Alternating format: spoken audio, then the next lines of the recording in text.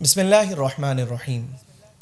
ناظرین محترم، ہمارے ہاں جب کبھی کسی محفل کے اندر دین اسلام کے متعلق گفتگو شروع ہوتی ہے تو بعض اوقات ایسا ہوتا ہے کہ آپس کے اندر جو ہے وہ اختلاف رائے شدت اختیار کر جاتا ہے، اور آپس میں جو دوست ہوتے ہیں ان کے اندر کچھ نفرتیں ظاہر ہونا شروع ہو جاتی ہیں۔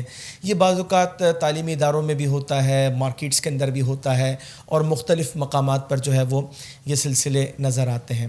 اچھا، پھر ہوتا یہ ہے کہ جس وقت اس طرح کی کوئی کیفیات ہو جاتی ہیں، صورتحال بن جاتی ہے، تو پھر دونوں فریق بعد میں جا کر کے جو ہے نا اپنے طور پر کچھ اسٹڈی کرنا شروع کرتے ہیں۔ کوئی جو ہے وہ ترجمہ قرآن کھول کر جو ہے اسے پڑھنا شروع کرتا ہے اور اپنے مسئلے کا حل تلاش کرتا ہے، تو کوئی سوشل میڈیا پر آنے والی پوسٹوں کو دیکھنا شروع کرتا ہے کہ جناب دیکھیں کہ کیا ہماری گفتگو کا ہمیں کوئی حل ملتا ہے یا نہیں ملتا۔ آج کے درس حدیث کے اندر ایک حدیث مبارکہ جو اس حوالے سے ہماری رہنمائی کرتی ہے، اور نہایت توجہ کے ساتھ اسے سماعت کیجیے۔ سیدنا کعب بن مالک رضی اللہ تعالی عنہ اس کے راوی ہیں، مشکوٰۃ شریف کی روایت ہے۔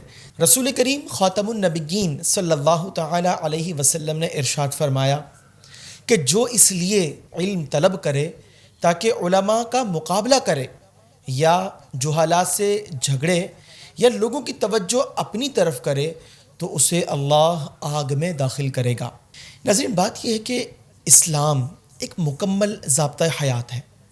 اس کی تعلیمات سیکھنے کے دو طریقہ کار ہوتے ہیں، ایک باضابطہ، ایک بے ضابطہ۔ باضابطہ طریقہ کار یہ ہے کہ جو علوم اور فنون ہیں جن کے ذریعے قرآن پاک، احادیث طیبہ اور اسلامی قوانین کو مکمل طور پر سیکھا جاتا ہے، ان تمام علوم اور فنون کو اگر انسان سیکھ لے تو یہ باضابطہ طریقہ کار ہے۔ جیسا کہ لوگ جامعات میں جا کر علم دین حاصل کر کر وہ اہل علم میں شمار ہو جاتے ہیں۔ ایک طریقہ کار بے ضابطہ ہے جو سوشل میڈیا کی پوسٹوں کے ذریعے، یا فقط ترجمہ قرآن پڑھ لینے کے ذریعے، یا اس طرح کی اور ایکٹیویٹیز کے ذریعے، مارکیٹ میں ہونے والی ڈسکس کے ذریعے لوگ جو ہے وہ دین سیکھ رہے ہوتے ہیں۔ یہ بے ضابطہ طریقہ کار ہے۔ یہ یاد رکھیے، اگر صرف ترجمہ پڑھنے سے مکمل دین حاصل ہو جاتا تو صحابہ اکرام علیہم الرضوان عربی جانتے تھے، انہیں تو کسی علم کی اور کسی فن کی نہ سیکھنے کی ضرورت تھی نہ سکھانے کی۔ وجہ یہ ہے کہ صرف عربی پڑھنے سے اگر دین آ جاتا تو اہل عرب سارے کے سارے علماء ہوتے۔ یہ ایک غلط روش ہے۔